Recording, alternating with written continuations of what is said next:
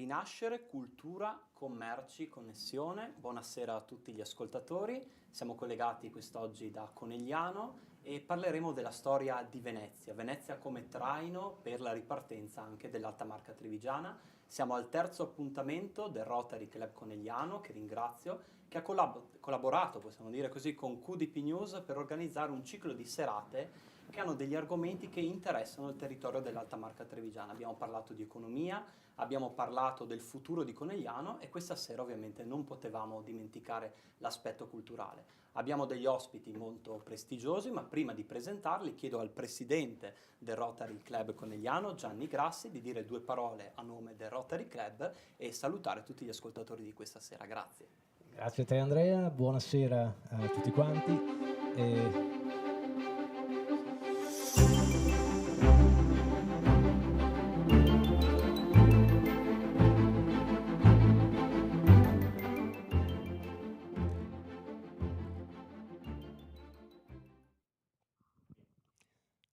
Buonasera a tutti gli ascoltatori, grazie Andrea, grazie a QDP News con cui questa partnership mi pare abbia dato dei grandi successi. Ci troviamo questa sera alla terza serata del ciclo Rotary Incontra.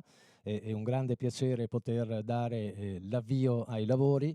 Abbiamo trattato temi, come ci è stato ricordato, di sicura attualità. Questa sera tratteremo un tema che ha solo 1600 anni di attualità. È un tema molto importante per quanto riguarda la ripartenza, quindi ci saremo sempre collegati a quello che è la realtà che stiamo vivendo.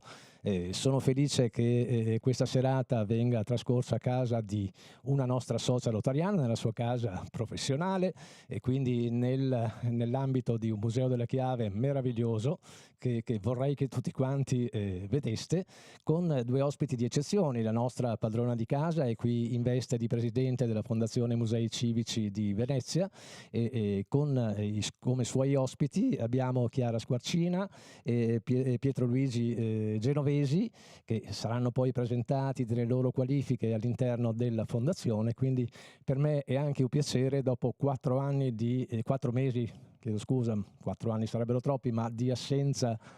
No, non è uno spiccio di assenza mia, il rientro dopo un'assenza forzata per motivi di salute, farlo a casa di una cara amica, quindi grazie Maria Cristina e buona serata e buona visione a tutti quanti. La ringrazio Presidente, noi partiamo subito e ricordiamo insomma gli aspetti principali della vostra biografia. E per quanto riguarda la presidentessa della Fondazione Musei Civici di Venezia, ricordiamo che è anche amministratrice unica di K-Line, che ci ospita questa sera. Poi abbiamo Chiara Squarcina, che è responsabile di Palazzo Mocenigo, Museo del Merletto e del Vetro Move. Anche lei ci aiuterà a conoscere queste bellissime realtà. E davanti a me abbiamo Pietro Luigi Genovesi, responsabile appunto della formazione della Fondazione Musei Civici di Venezia. Rompiamo subito il ghiaccio, partiamo, primo giro di boa su quella che è stata la realtà del lockdown a Venezia. Quelle immagini delle piazze, delle calli, delle vie di Venezia vuote sono ancora una ferita aperta, secondo me, nell'animo di tutte le persone, ma non solo dei veneti e dei veneziani, di tutte le persone che amano la cultura. Che cosa avete provato a vedere la vostra città? Perché io ho ascoltato una sua intervista, presidentessa, lei ha detto: io giro tutto il mondo, prendo spesso l'aereo, penso ovviamente prima del lockdown, prima dell'emergenza coronavirus, ma quando torno a Venezia io mi commuovo ogni volta. Ecco, e vedere Venezia in quello stato? Allora facciamo un passo indietro, ma prima della pandemia dobbiamo parlare del 12 novembre 2019, l'acqua alta, perché noi abbiamo già vissuto il silenzio a Venezia. E Venezia è in difficoltà, sta soffrendo, soffre da oltre 1 anno e mezzo. Il 12 novembre, quella notte, l'acqua alta che arrivava, le sirene che suonavano, molti responsabili museali erano nelle loro sedi. Io quella notte abbiamo fatto una chat, ho creato una chat dove ci mandavamo tutte le notizie e si sentivano i messaggi vocali che si lasciavano con le sirene che annunciavano che l'acqua saliva. Quella mattina io sono riuscita ad arrivare a Carezzonico e non riuscivo neanche a entrare nella calle E un guardiasala mi ha portato una tuta da pescatore perché i miei stivali non bastavano. Da carezzonico ho deciso insieme alla Chiara Squarcina di andare a vedere uno dei musei che aveva sofferto di più, che era a Capesero, e lì ho capito la forza dei veneziani. Ecco perché vi racconto questo episodio. Prima di tutto la dottoressa Squarcina, che è una veneziana doc, cercava di condurmi per andare a Capesero per le calli che avevano qualche centimetro più in alto degli altri, ma l'acqua era già talmente alta che non e lei diceva: Presidente, stai contro il muro e gira a destra perché io so che lì la calle è un po' più alta, ma erano percezioni di una veneziana perché in realtà l'acqua arrivava qua. A un certo punto io, con un passo che mia madre definiva sempre da bersagliera, volevo arrivare a Capesero e c'era una cosa che era sbagliata, perché non capivo, perché più ti muovi velocemente e più l'acqua entra nelle case. E allora ho rallentato il passo e ho questa memoria fotografica di questo signore che piangeva, che cercava di buttare fuori l'acqua, ma l'acqua che usciva da sopra rientrava da sotto perché era talmente alta. Ecco, questa è Venezia, ma Venezia è fragile per certi versi, come quelli che abbiamo detto adesso dell'acqua alta. Poi è arrivata la pandemia. Dall'altra parte è una città resiliente, quella resilienza che ho visto in quel signore, no? Che con lo sguardo mi diceva vai piano perché più vai forte più mi butti acqua dentro, no? Era la sua forza di dirmi, beh, ma se cammini contro il muro la percepisci meno. Quindi questa è una città che sa rinascere, tanto che la mostra che noi faremo dei 1600 anni si chiama proprio Nascita e Rinascita, perché Venezia risorge sempre. Venezia è una città che gli abitanti sono abituati che l'acqua ti entra in casa. Proviamo a pensare noi, sarebbe una cosa impensabile per noi, per loro la vivono così. Quindi quando è arrivata la pandemia, proprio forti, parlo della fondazione, di quella chat dove eravamo tutti dentro, avendo imparato a gestire un'emergenza come quella dell'acqua alta, in realtà i musei sono partiti ancora prima. Pensi che prima che ci chiudessero a febbraio già noi adattavamo già tutti i codici e le procedure contro il Covid, quindi il distanziamento, le mascherine, ma prima ancora che ci venisse chiesto. Ecco, quindi un'emozione sicuramente molto forte, una Venezia che è da vedere anche nel suo silenzio, perché Venezia è del mondo. È la città più bella al mondo. Venezia mi commuove quando atterro, quando arrivo a Venezia. Tutti i giorni che cammino a Venezia ti commuove, perché è una città che non esiste un'altra. E quindi da questo punto di vista io mi sono più volte domandata, no, perché sono stati 4 anni vissuti in un certo modo, no, con un'esplosione. Noi abbiamo avuto un fatturato e delle presenze nel 2019 che quasi sembrava il canto del cigno a rivederlo. E in realtà poi adesso è 1 anno e mezzo che stiamo soffrendo di più. Qual è la parte che mi è più piaciuta di fare la Presidente? Questa, perché la nave non si abbandona mai, mai. Ed è per questo motivo che ho voluto questa sera 2 collaboratori con me, perché si nasce e si muore da soli, ma il resto della vita lo si fa organizzando, facendo rete, ed è quello che noi facciamo nei nostri musei. Grazie Presidentessa.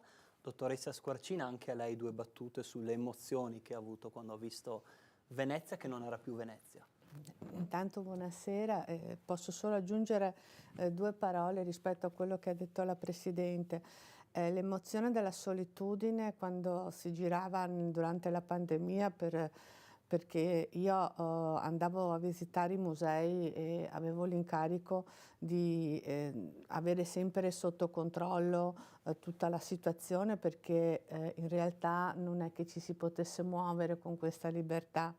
Ma devo dire che da un iniziale sconforto della solitudine di non vedere nessuno c'era invece il supporto di Venezia che ti donava sempre un regalo quando alzavi l'occhio e scoprivi un particolare che non avevi visto, perché durante le corse che fai, almeno io sono sempre un po' di corsa, non hai neanche tempo di guardarti attorno. Poi c'erano i turisti, come diceva la Presidente, che nel 2019 abbiamo avuto veramente delle presenze eccezionali.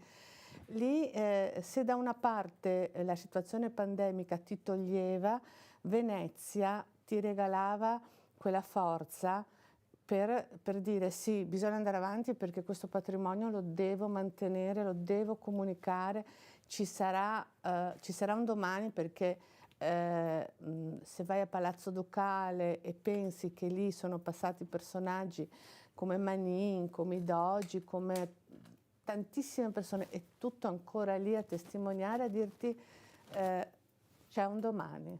Ecco. C'è un domani e quindi il collegamento è naturale alle nuove generazioni. Lei si occupa, dottor Genovesi, anche della formazione per il MUVE. Ecco, non vedere più le gite scolastiche, i ragazzi nei vostri musei, che cosa ha provato? Beh, da questo punto di vista, quello che ho scoperto nella fase pandemica è stato il forte attaccamento e il desiderio da parte proprio dei ragazzi, anche delle famiglie che scrivevano su Facebook, sui social, ma soprattutto anche degli studenti, di venire a Venezia, il forte attaccamento che avevano nei confronti di questa città. E quindi molto spesso ci si trovava nella condizione di dover declinare delle proposte di collaborazione che prevedevano la presenza di queste persone all'interno dei nostri musei, e proprio là si scopriva come questa città rappresenti un simbolo proprio anche per il territorio, diciamo non solo del nord-est, ma anche proprio a livello internazionale. E questo secondo me per chi come me ci lavora dentro è sempre una scoperta, perché molto spesso ci si abitua al bello, lo si dà per scontato, e invece queste esternazioni, questi attestati di fiducia, diciamo, e di apprezzamento servono anche a chi ci lavora dentro a continuare con la propria missione di voler condividere questa città che è fantastica. Grazie.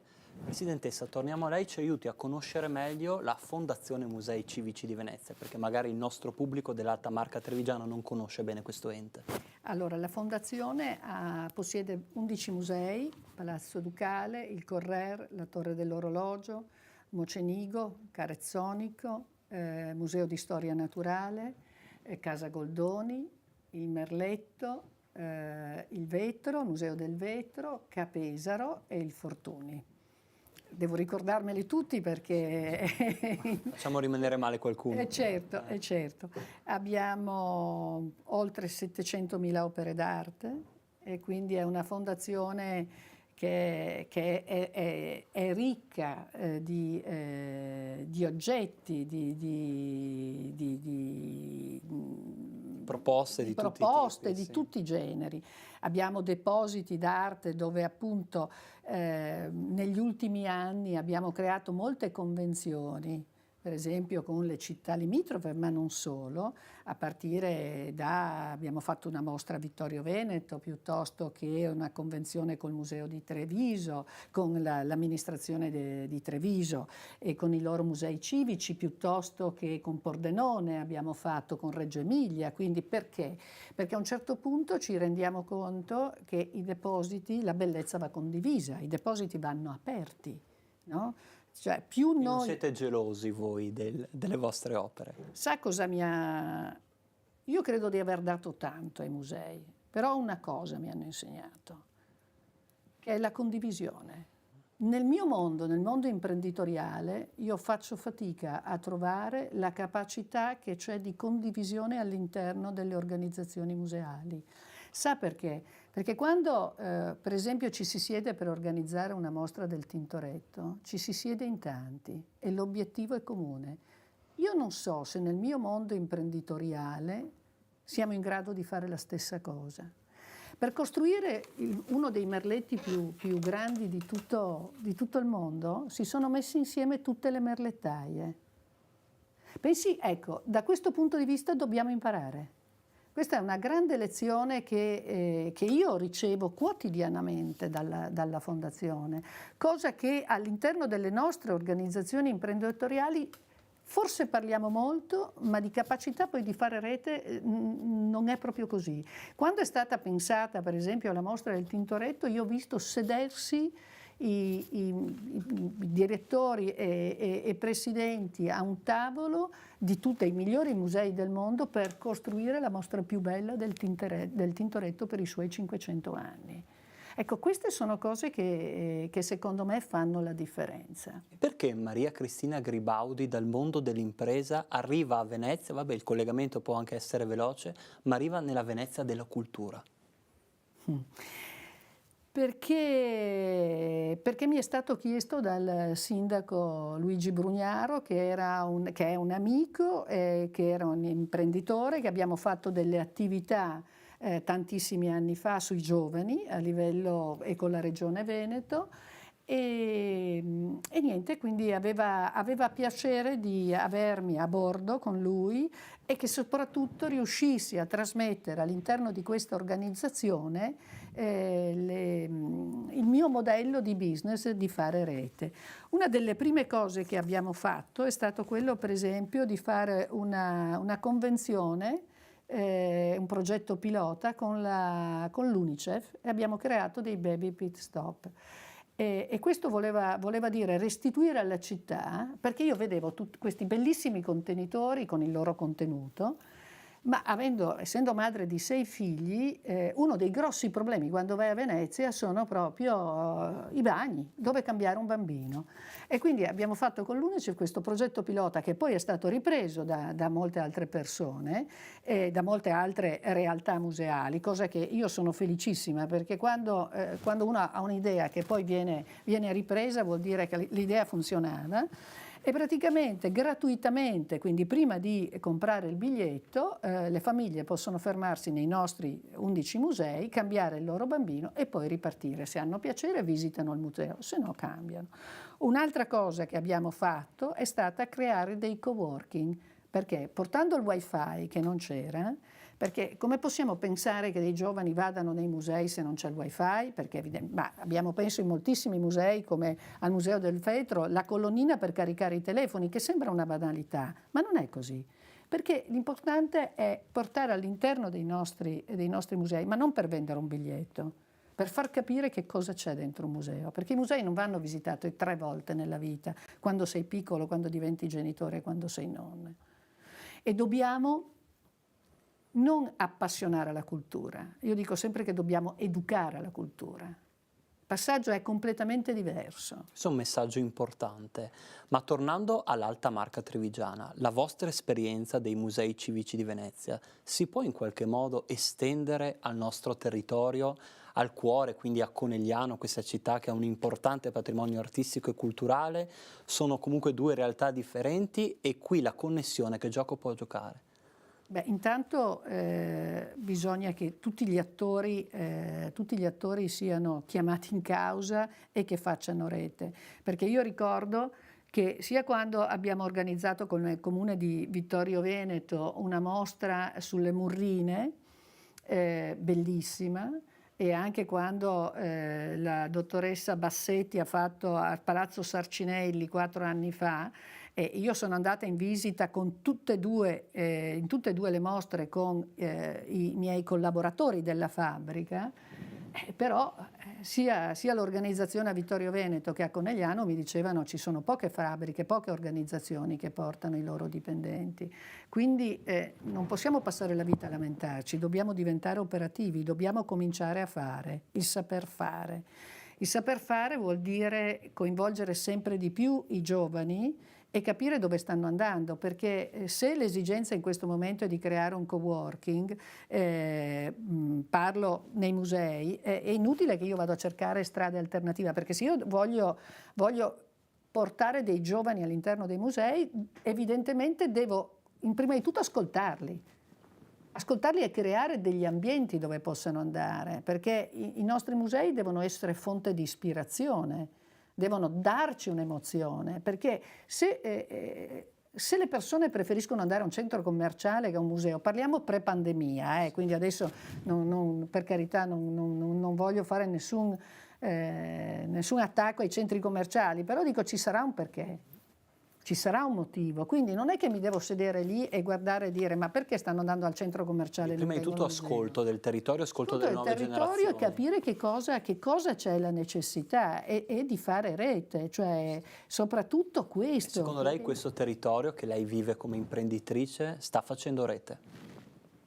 Potrebbe farla molto meglio, è una risposta politica. Beh, politica un po' lo sono diventata a Venezia, anche perché se non sono persona... Prima parlavamo di competizione che può fare bene. Ecco. Ma la competizione, guardi, la competizione sana, funziona. Quando io dico sempre che la sana competizione è una cosa che è importante. E anche fra comuni dell'alta marca. Assolutamente, il problema è quando per emergere devi schiacciare un altro, non funziona così. Quando io dicevo, come ho detto prima, si nasce e si muore da soli, tutto il resto va condiviso, vuol dire veramente, non so, abituarsi, ma questo... Per esempio io sono una sportiva e quindi facendo anche sport di gruppo, evidentemente poi ti devi trovare che lo sport lo fai insieme, no? Cioè, poi magari sale uno sul podio, no? Però dietro c'è la squadra, no? Cioè l'orchestra, se c'è il direttore d'orchestra che è là da solo e gesticola e non c'è nessuno, non funziona. Se ognuno va per la sua strada, non funziona così. Le anitre, il volo delle anitre è un altro bellissimo messaggio. Il volo delle anitre, quando c'è sempre una che guida, però quando quella è stanca va in coda e la sua seconda va prima e così via. Il lavorare di gruppo, cioè le organizzazioni a qualsiasi livello, sia che siano amministrative, sia che sia una fabbrica, sia che sia un museo, io non sono diversa da quella che sono in fabbrica, che sono nei musei, e loro sono la testimonianza.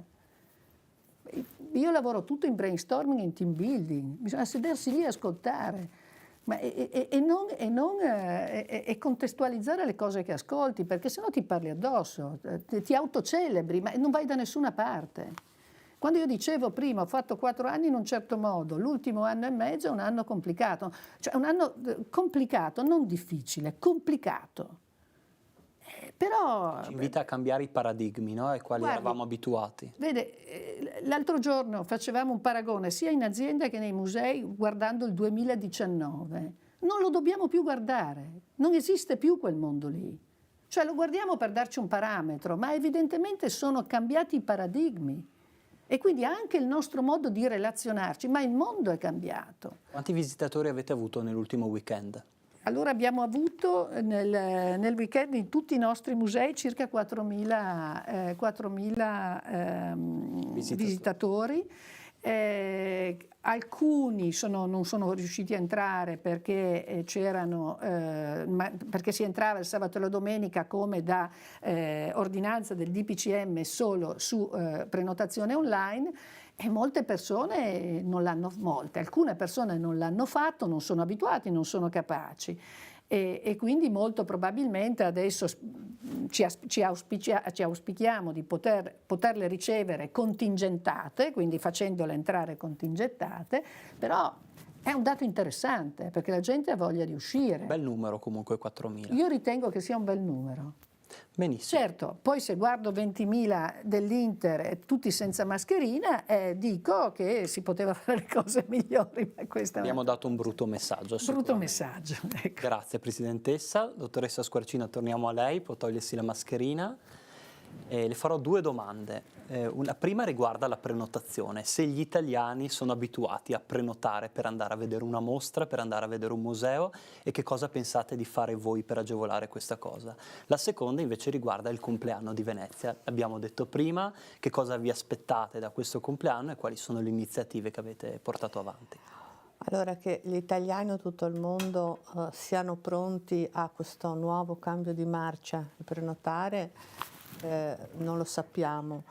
Diciamo che prenotare è diventata una necessità che non dipende secondo me solo da questa pandemia che obbliga una contingentazione, una presenza che non vada poi a causare assembramenti, ma la prenotazione soprattutto per le città d'arte, ce ne sono molte in Italia, Venezia in primis ovviamente, hanno bisogno più che mai della prenotazione perché così il visitatore può avere un approccio molto più diretto, più vivibile. E parlava di qualità prima con me. Di qualità, esatto, cioè la prenotazione non va, secondo me, vista solo come un obbligo e una condizione che è legata alla pandemia, quindi qualcosa di temporaneo. Secondo me è un modo per rieducarci, e tutti,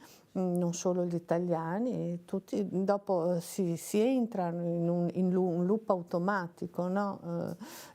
Si parlava prima con la Presidente, siamo abituati adesso a prenotare altre cose, ciò non implica che non ci si possa prenotare per andare a vedere le mostre. Io ricordo la netta differenza di una visita alla mostra di Raffaello a Roma, dove c'era l'obbligo di prenotarsi proprio per la questione Covid, ed è stata un'esperienza di qualità molto più alta rispetto alla mostra organizzata al Louvre su Leonardo da Vinci, dove non c'era una prenotazione così stringente e le stanze erano assolutamente gremite, quindi non avevi neanche la possibilità di un approccio anche emotivo verso l'opera d'arte, oltre che scientifico. Con la seconda domanda, mi scusi. Compleanno di Venezia, le iniziative di quest'anno. Allora, quest'anno Venezia compie 1600 anni, è un compleanno importante perché se Venezia riparte, diciamo che dà un segnale di speranza. Molte sono le iniziative che sono confluite in questa volontà del nostro sindaco, che sempre con molto ottimismo, molta forza, devo dire, quasi pari alla nostra Presidente, ha voluto fortemente questi festeggiamenti coinvolgendo tutte le attività. La Fondazione Musei Civici festeggia questi 1600 anni riaprendo tutti i musei. Lo ricordo, venerdì, sabato e domenica tutti i musei sono aperti, eccetto il Fortuny che riaprirà ad ottobre perché causa acqua alta è in restauro, mentre il Palazzo Ducale e il Correr sono aperti tutta la settimana 7/7. Questo è un grande regalo. Già un messaggio forte. È un messaggio forte. Poi, perché non basta aprire solo il Ducale e il Correr, ma come diceva il Presidente bisogna fare squadra. Quindi la Fondazione ha 2 pilastri, ma anche un parterre molto importante, proprio per la sua vocazione. Teodoro Correra ha voluto creare una collezione che fosse diversificata nelle tipologie, così lo sono i musei che le accolgono. E poi c'è la mostra dedicata proprio alle nascite e rinascite, un titolo emblematico, una mostra che è stata voluta dal CDA della Fondazione, è anche un impegno non indifferente economico. Mi permetto di ricordare che forse non tutti rammentano che la Fondazione Musei Civici è sostenuta dal ticketing.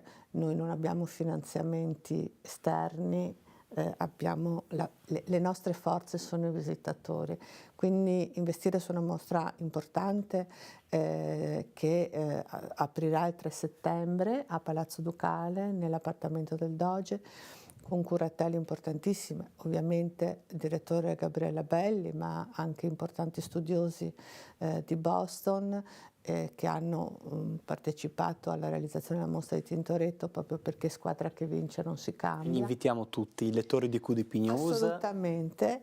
E questa è solo una delle iniziative. Io vi consiglio di tenere sempre sott'occhio il sito della Fondazione, visitmove.it.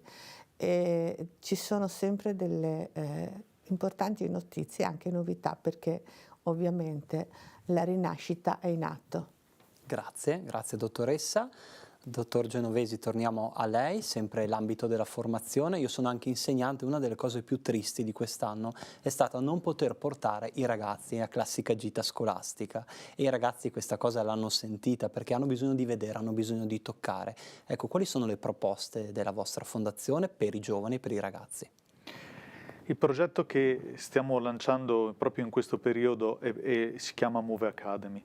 E attraverso questo progetto si vuole proporre un'offerta formativa per quanto riguarda appunto l'alta formazione, ma anche e soprattutto aprire al mondo della ricerca.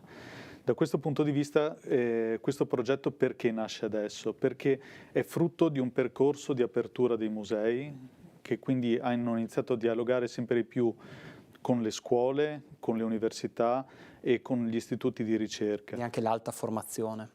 Sì, certo. E quindi il tema per esempio, con le scuole abbiamo da sempre, siamo stati sempre molto attenti a curare nel dettaglio quelle esperienze all'interno dei musei come i percorsi di alternanza scuola-lavoro, o dopo anche per quanto riguarda le università, i tirocini o gli apprendistati di alta formazione e ricerca. Quindi diciamo c'è stato sempre un voler intensificare questo tipo di rapporti con il mondo di chi ricerca, chi innova. E dall'altro, un altro punto di vista è anche quello di aumentare, è stato quello di aumentare quella che è il bacino di contatti, per cui si è partiti da un discorso concentrato sulle realtà veneziane per poi via via estenderlo a tutto il territorio, diciamo, veneto in primis e dopo anche a livello internazionale. In questa dinamica quindi il museo si pone proprio come, con Move Academy, come un vero e proprio hub di conoscenze, ovvero un luogo in cui le persone devono poter approfondire, ricercare, scoprire cose nuove e quindi il ruolo che il museo ha non è più solo quello della mera conservazione, ma bensì proprio di essere un motore anche della conoscenza di quelle che possono essere la formazione delle nuove generazioni. Gli studenti, soprattutto quelli universitari, stanno tornando a Venezia in presenza ovviamente. Sì, qualcosa sì, si inizia a vedere, nel senso che c'è stata una ripresa anche delle attività formative in presenza. È chiaro che sicuramente il fatto di riprendere una vita normale sicuramente potrà essere un punto di forza e di spinta anche per il lancio di questo progetto, che ovviamente può partire con delle forme di didattica a distanza, però non è la stessa cosa che vivere a contatto un'esperienza proprio all'interno del museo, con uno staff del museo che ti supporta, che ti forma. Quindi diciamo da questo punto di vista si possono trovare delle soluzioni anche per permettere a chi non può partecipare a un evento, un'attività formativa a distanza, supplendo con strumenti digitali, però ovviamente l'elemento della presenza è fondamentale. E da questo punto di vista l'altro punto, il primo punto su cui si vuole partire è la scuola del vetro Abate Zanetti. La scuola del vetro Abate Zanetti è una realtà che è stata fondata nel 1862 dall'Abate Zanetti, che ha voluto proprio fondare una scuola e subito dopo anche il Museo del Vetro, perché queste due realtà dovevano dialogare fin dall'inizio. Questo perché? Perché è stata una visione estremamente lungimirante, ovvero proprio dalla formazione di quelli che erano i futuri maestri vetrai si poteva portare avanti un'arte. Ed è da questa lezione, secondo me, che Move Academy deve imparare, ovvero quello di sfruttare il passato per dialogare con il presente, ma soprattutto offrire delle prospettive per il futuro. Ecco per questo motivo che noi siamo molto attenti adesso nel coinvolgere tutti quegli istituti, tutte quelle università che sono molto attive nell'ambito della ricerca dei beni culturali. Cito per esempio l'Istituto Italiano di Tecnologia, con cui stiamo studiando l'applicazione dell'intelligenza artificiale per la lettura dei manoscritti, o anche per esempio sempre con loro l'analisi dei materiali vitrei per scoprire le ricette degli antichi romani che usavano per fare il vetro, ma anche ovviamente con Ca' Foscari, che è l'ateneo di riferimento insieme a IUAV a Venezia, con cui stiamo sviluppando dei percorsi proprio laboratoriali per il restauro, e anche ovviamente con tutte le altre realtà, diciamo, ci stiamo facendo proprio sul territorio del nord-est per creare queste sinergie. perché alla base di questa offerta didattica i 3 elementi principali sono innanzitutto la multidisciplinarità e in secondo luogo il territorio e le aziende, perché alla fine sono gli elementi fondamentali a cui dobbiamo guardare per innovare, per dare supporto al territorio e allo stesso tempo per ricevere appunto idee, competenze, e quindi da questo sistema secondo me può nascere una realtà veramente d'eccellenza, perché con 12 musei di questo calibro e un territorio così ricco di imprese, di università, di centri di ricerca, non può che nascere una proposta estremamente valida a livello internazionale. Quindi tanta carne al fuoco, abbiamo visto. Presidentessa, con lei io vorrei parlare di un'altra cosa. C'è un messaggio che spesso si sente dire, no? Con la cultura non si mangia, e forse la cultura è stata trascurata in quest'anno della pandemia. Io non penso solo ai musei che hanno riaperto, alle mostre che si possono allestire di nuovo, ma a tutte le persone che lavorano al contorno della cultura, gli artisti, quelli che fanno cultura in 1000 modi, anche per strada, non l'hanno più potuto fare per tanto tempo. Quindi una cultura dimenticata proprio perché si diceva sono altri che devono tornare a lavorare prima del mondo della cultura. Probabilmente questi non torneranno più a lavorare, molti di loro. Ecco, lei secondo me con la sua esperienza personale ha sfatato questo messaggio, perché con la cultura si può mangiare, ma lo dobbiamo capire. Beh, ma guardi, intanto siamo in un museo all'interno di una fabbrica, quindi questo è un museo di impresa all'interno di una fabbrica. Questo che cosa vuol dire? Che quando io sono arrivata a Venezia, vede, e sono andata al Museo del Vetro, Museo del Merletto, Capesaro, no scusa, Carezzonico, che sono tutte le porcellane del Settecento veneziano. L'ho ricordato anche prima, sì. Il Mocenigo, il tessuto e il profumo. Il Fortuny, che era l'atelier, era la casa, la fabbrica di Mariano Fortuny. Ma che cosa sono questi musei? Sono le fabbriche del nostro passato. Se lei ci pensa, non sono altro che dei contenitori dove sono state messe delle opere fatte da delle persone che intraprendevano, che erano imprenditori di se stessi. La merlettaia, la perlera, chi lavorava il vetro, che poi è stato costruito al museo, sì, ma all'epoca non erano altro quello che noi adesso dove siamo? Siamo in una fabbrica, quindi che cosa stiamo dicendo? Che molto probabilmente quello che noi vediamo adesso nelle nostre aziende, nel futuro, tra 100 anni, non saranno altro che musei, parte musei. Studiate. E verranno studiate. Quindi ecco perché di cultura si può e si deve vivere. Intanto perché io credo che noi siamo non fortunati, siamo un popolo che siamo strafortunati, perché noi siamo abituati ogni 100 metri a vedere una chiesa e dentro una chiesa c'è un'opera d'arte, siamo abituati al bello. Siamo un paese concentrato dove abbiamo il sole, la cultura e il cibo, che tutti ci invidiano, e sono 3 cose che tutti i nostri ragazzi, i nostri figli che sono emigrati, lo dice una mamma che ha avuto, in certi momenti avevo 6 figli che vivevano all'estero, adesso ne ho 3 che vivono all'estero, però sono 3 cose che mancano a tutti e che noi siamo abituati, ma non ci si deve mai abituare al bello. Ecco perché è importantissima la bellezza, no?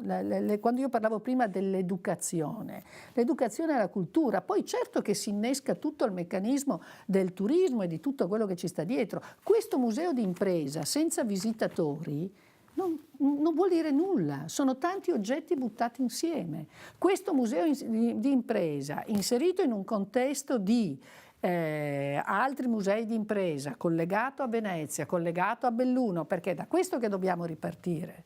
Questo territorio deve parlare, si devono parlare, cioè Valdobbiadene, Pieve di Soligo, Conegliano, no? E parlo di tutte le nostre realtà, Vittorio Noi Veneto. siamo diventati patrimonio dell'umanità, ma siamo riusciti a raccontarci, secondo lei? No, non ancora. Cosa potremmo fare dal suo punto di vista, anche sulla base dell'esperienza che lei ha all'estero? Che immagine hanno di questo territorio, di Venezia? Conoscono solo Venezia o c'è la possibilità per far capire cos'è Conegliano, cos'è Valdobbiadene, cos'è Pieve di Allora Soligo? sì, ma devi fare delle proposte. devi fare delle proposte, devi metterle in rete e devi fare in modo che poi ci sia tutto un servizio che deve partire dai trasporti, per esempio, evidentemente, da tutta una serie poi di attività, perché noi abbiamo dalle colline, abbiamo tantissime cose, anche perché guardi che noi fino al 2019 il nostro problema era troppi turisti a Venezia e che poi succederà, ci saranno tra qualche anno, succederà ancora, e quindi il problema è ridistribuire sul territorio. Su tutto il territorio. Su tutto il territorio, perché come parte Venezia parte tutto il resto. Il progetto della Regione Veneto, The Land of Venice, per richiamare i turisti internazionali, è una cosa corretta secondo lei? Quindi il turista vede Venezia, però sa che poi vicino ci sono gli altri territori. Ci sono tutte le realtà. The Land of Venice. Ma anche perché secondo lei, allora io guardi, devo programmare un viaggio in America a breve. In questo momento andare in America devo chiedere il permesso e l'autorizzazione all'ambasciata a Milano americana, perché anche per lavoro non puoi andare. Allora, che cosa succede nella testa di ognuno di noi? Perché questa pandemia ha ben cambiato i parametri, perché io ero una che viaggiava avevo la valigia sotto il letto, no? E quindi ero abituata a viaggiare, il mio ufficio era dove ero io, ok?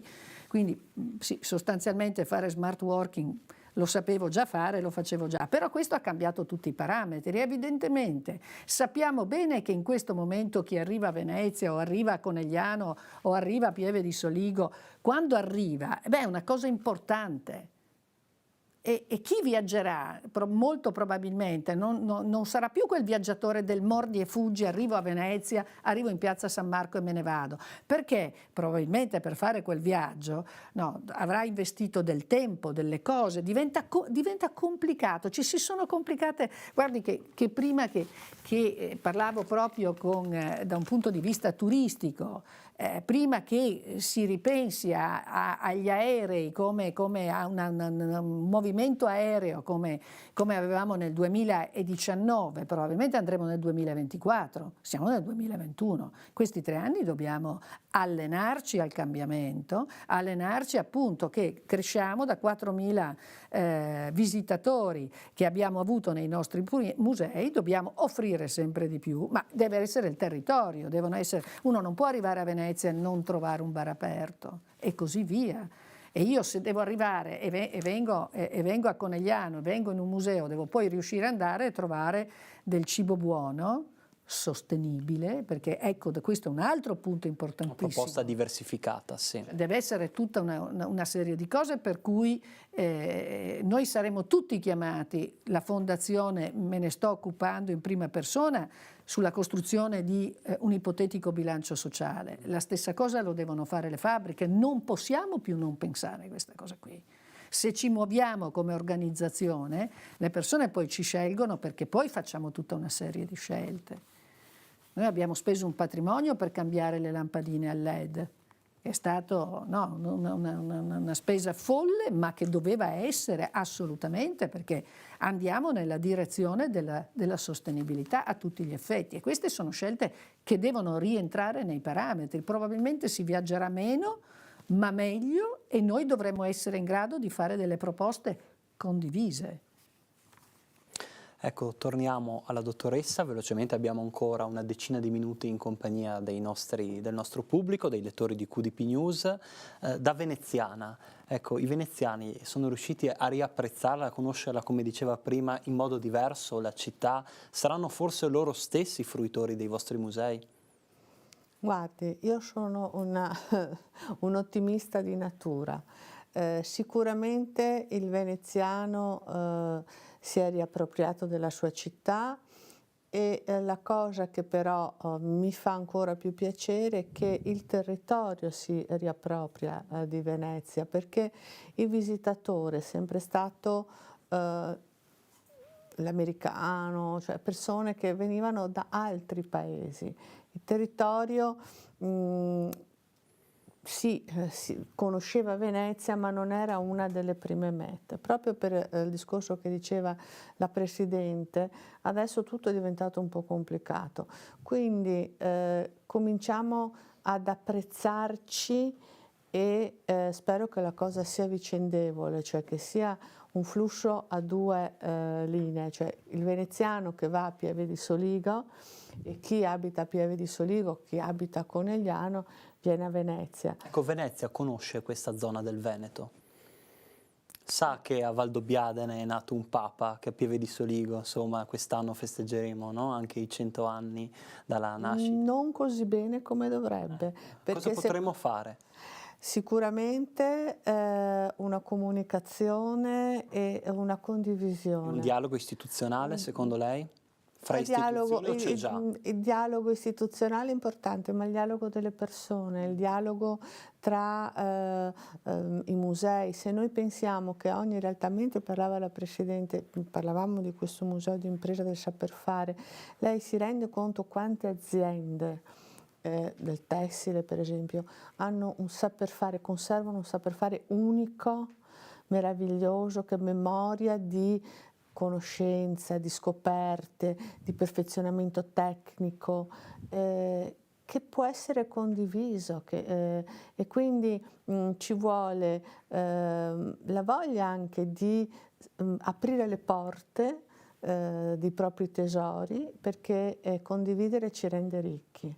Questa è una cosa che sempre diceva la nostra Presidente, è vero, abbiamo bisogno di vivere nella bellezza, bellezza chiama bellezza, quindi sicuramente si può fare di meglio e penso che abbiamo avuto molto tempo tutti per riflettere durante il lockdown e ognuno di noi ha avuto l'opportunità di studiare. Io penso che le istituzioni sì, ma anche noi nel nostro piccolo possiamo fare molto, poi sa da cosa nasce cosa. Quindi un invito, speriamo che chi ci ascolta l'abbia compreso, l'abbia fatto suo. Dottor Genovese, ancora una battuta con lei, la ripartenza della cultura l'attendeva tanto l'Italia, l'attendeva tanto Venezia, l'attendeva tanto la Fondazione Musei Civici di Venezia. Quindi voi siete pronti a ripartire, anzi l'avete già fatto. Sì, da questo punto di vista secondo me questa crisi pandemica ha sicuramente offerto anche delle opportunità per innescare dei cambiamenti. E quindi da questo punto di vista li ha velocizzati, ecco. Forse quelli dei trend di cambiamento a cui stavamo assistendo già prima, di apertura, di come si può dire, dialogo, connessioni che si stanno creando con il territorio, alla fine in questa situazione sono vitali, sono diventati vitali e quindi è una sorta di motore che sta per partire.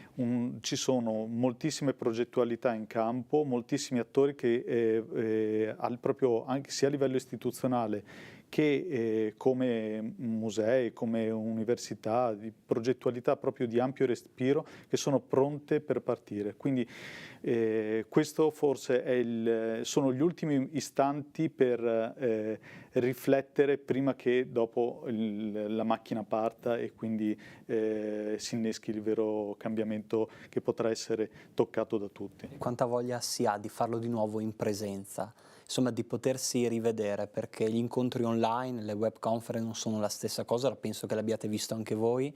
Io mi ricordo i primi esempi che sono stati fatti in Italia, mi viene in mente il Museo Egizio di Torino, la prima volta in cui il direttore ha cercato di spiegare un po' alcune opere e si è fatto vedere forse per la prima volta, no? Dal grande pubblico nazionale. Molto bello, molto interessante, però non basta questo, abbiamo bisogno di nuovo di incontrarci. Questo di sicuro. Alcune cose le abbiamo imparate, nel senso che bene o male un po' l'ottimizzazione del tempo con questi strumenti è fattibile ed è una cosa giusta, però di sicuro quello che è il contatto diretto con le persone non è sostituibile, quindi anche il fatto di parlarsi guardandosi in viso senza la mascherina, già anche quello è un elemento che può essere molto importante da questo punto di vista. Grazie. Presidentessa, penso anche a tanti ragazzi che si sono laureati che avevano nella prima parte del corpo la giacca e sotto il pigiama, quindi questo vuol dire molto. Questa sera noi non siamo in questo stato. Comunque anche a lei volevo chiedere quest'ultima cosa. Quando lei si sveglia la mattina, pensa Molto prima presto. molto presto. Sempre Prima molto di tutto presto. pensa alla sua famiglia, allo scopo della sua vita, ma poi pensa alla sua azienda, e quando pensa alla Fondazione Musei Civici di Venezia, qual è il suo obiettivo principale? Che cosa vuole dare ancora a questa realtà e poi che cosa vuole dare ancora all'Alta Marca Trevigiana? Guardi, io lavoro ogni giorno come se fosse l'ultimo giorno di quel lavoro, proprio perché secondo me bisogna impegnarsi su tutte le cose che facciamo con rigore. Questa è un'esperienza unica e meravigliosa e devo dire, da statuto io non vengo pagata, quindi è tutta restituzione al territorio. Ogni giorno che mi sveglio per me è appunto famiglia, figli e poi Keyline e poi c'è la fondazione. Quindi ecco, io vorrei continuare a poter dare tutta l'energia e l'esperienza e continuando ovviamente a ricevere tutto quello che riesco a ricevere da questa esperienza dai miei collaboratori, che è davvero unica. E per Conegliano invece, per questo territorio, hai in mente qualcosa in futuro? La vedremo magari impegnata in qualche realtà o non è ancora il momento per parlarne?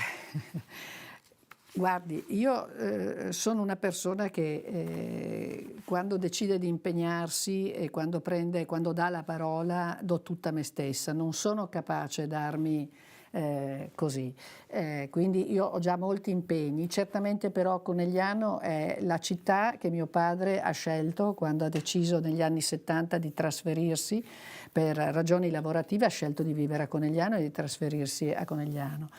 Io sono legatissima a Conegliano perché è stata la mia adolescenza. Io ho fatto una infanzia a Torino blindata perché erano gli anni di piombo e arrivare a Conegliano per me, mio papà mi ha regalato una bicicletta e per me era la libertà e tuttora lo è. Cioè per me quando penso a Conegliano, proprio Conegliano fisicamente, per me è la libertà assoluta. Quindi io... Sicuramente se c'è da dare il mio contributo lo darò, naturalmente non posso impegnarmi in questo momento, però qualsiasi cosa che io possa fare per Conegliano io ci sono, perché è sicuramente, dopo Torino, è la mia città nel cuore, dopo Torino e in parte Venezia, questo sì. Io volevo solo fare una cosa, ringraziare, e la chiamo qui un attimo, che è la padrona di casa, la custode del nostro museo. Vieni qui Martina, grazie, perché lei è la custode di questo museo.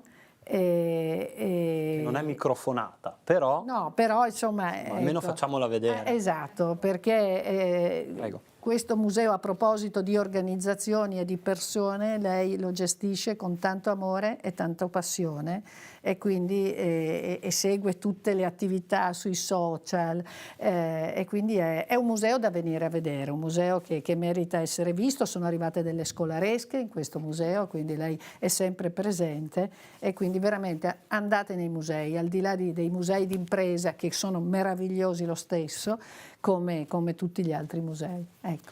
Io adesso faccio tornare il presidente del Rotary Club Conegliano. Non so lei presidente, ma io ho una voglia pazzesca di andare a Venezia a vedere queste mostre, a vedere questi musei, spero di farlo il prima possibile. Come le è sembrato l'incontro di questa sera? In effetti la voglia di andare a Venezia c'è sempre stata, di andarci il prima possibile anche. Io tante volte parto la domenica a mezzogiorno con mia moglie e saltiamo il pranzo. Adesso c'è il e andiamo a coprifuoco, quindi bisogna passeggiare a stare Venezia. Sì, beh, lo si faceva e speriamo di tornare a farlo. Si va a passeggiare a Venezia e si rientra il pomeriggio. Il pranzo diventa la merenda del tardo pomeriggio, proprio anche per essere un pochino, non voglio dire soli, ma nell'ora del pranzo le persone sono al ristorante, te la godi anche di più. E quindi la voglia c'è. Venezia, come ha detto la Presidente, la cara Maria Cristina, rinascerà. Su questo non ho nessun dubbio. Ritengo quindi anche che i contenuti di questa serata siano veramente di speranza, di rinascita, di cultura, soprattutto, e di questa ne abbiamo tantissimo bisogno in ogni ordine e grado, per qualsiasi attività noi nella vita svolgiamo, e di cultura, ma soprattutto anche di riportare il mondo nella più bella città del mondo. Ecco, quindi anche questo credo che sia un messaggio che dobbiamo, che possiamo dare. Ma il Rotary Club non si ferma qui, perché siete già pronti con un nuovo incontro, Sì, siamo se lo vuole pronti raccontare. rapidamente con un nuovo incontro che sarà l'ultimo di questo ciclo, di questa serie, e sarà è previsto per il 18 maggio, quindi sempre di martedì. Il martedì è la giornata rotariana per eccellenza nel nostro club, la giornata in cui ci incontriamo.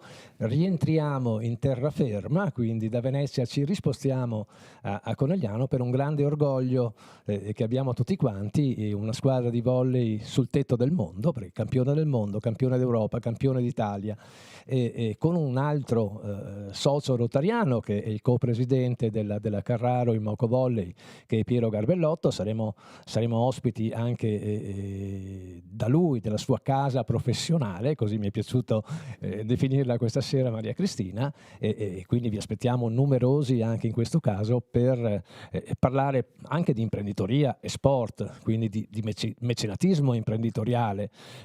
Certamente, come diceva Maria Cristina, per statuto non sono pagata. Nello sport gli imprenditori mecenati non solo non sono pagati, ma addirittura ne sborsano, quindi sarà un argomento che, oltre a festeggiare questo orgoglio coneglianese, ma un argomento anche molto importante da trattare. Io ringrazio la dottoressa Squarcina, il dottor Genovesi, ovviamente Maria Cristina per averci ospitato da lei, per averci parlato in qualità di presidente della Fondazione Musei Civici, e vi aspetto sempre numerosi in rete anche con il prossimo incontro. Grazie e buona serata. Grazie Presidente, grazie a tutti gli ascoltatori e al pubblico di QDP News. Buona serata.